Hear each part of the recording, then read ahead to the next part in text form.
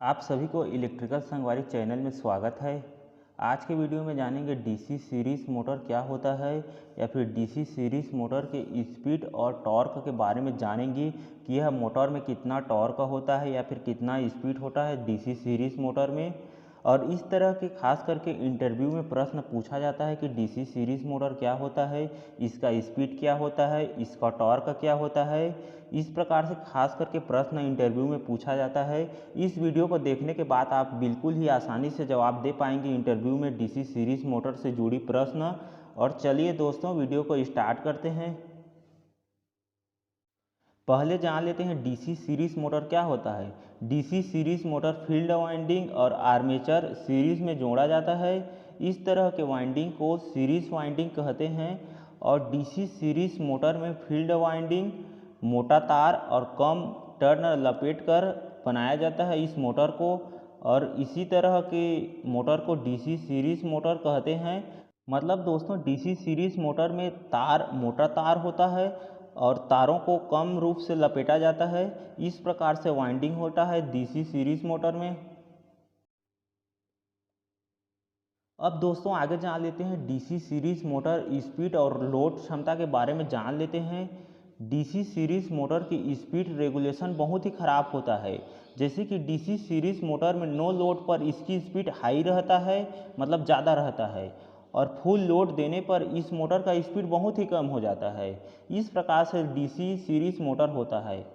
और दोस्तों इसमें यह पता चलता है कि यदि मोटर के आर्मेचर को करंट बढ़ाया जाता है तो मोटर की गति कम हो जाता है। और आप डीसी सीरीज मोटर की स्थिति इस ग्राफ के माध्यम से देख सकते हैं कि डीसी सीरीज मोटर करंट बढ़ाने पर मोटर की स्पीड किस प्रकार से कम होता है और करंट कम होने पर किस प्रकार से मोटर का स्पीड अधिक होता है। इस ग्राफ के माध्यम से पता चल रहा है कि किस प्रकार से डीसी सीरीज मोटर काम करता है। अब दोस्तों डीसी सीरीज मोटर में हमें क्या क्या सावधानी बरतने की ज़रूरत है या फिर क्या क्या महत्वपूर्ण बातें हैं, ये सब के बारे में जानते हैं।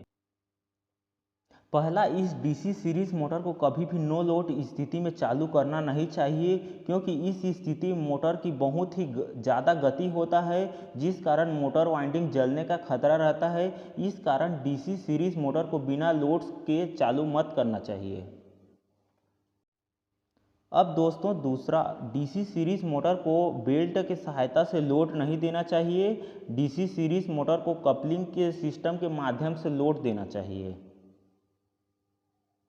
तीसरा, डीसी सीरीज मोटर को बिना स्टार्टर के चालू नहीं करना चाहिए, क्योंकि डीसी सीरीज मोटर का स्पीड हाई होता है, जिस कारण वाइंडिंग जलने का खतरा रहता है। इस कारण डीसी सीरीज मोटर को 4 पॉइंट स्टार्टर या फिर जो स्टार्टर पहले करंट कम देता है उस प्रकार के स्टार्टर लगाना चाहिए डीसी सीरीज मोटर में।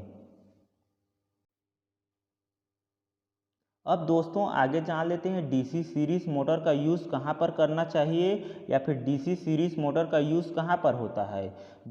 यह डीसी सीरीज मोटर की विशेषता यह होता है कि यह स्टार्टिंग टॉर्क अधिक होने के कारण इसे निम्न स्थानों में प्रयोग किया जाता है। जैसे कि पहला, इलेक्ट्रिक ट्रेन में इसका प्रयोग किया जाता है, क्योंकि इलेक्ट्रिकल ट्रेन में हमें अधिक टॉर्क की ज़रूरत पड़ती है। इस कारण डीसी सीरीज मोटर का उपयोग किया जाता है इलेक्ट्रिकल ट्रेन में। दूसरा, क्रेन मशीन में डीसी सीरीज मोटर का यूज़ किया जाता है। इसमें भी स्टार्टिंग टॉर्क का अधिक ज़रूरत पड़ता है, इस कारण इसमें भी डीसी सीरीज मोटर का यूज़ किया जाता है। तीसरा, ट्रॉली कार में भी डीसी सीरीज का प्रयोग किया जाता है।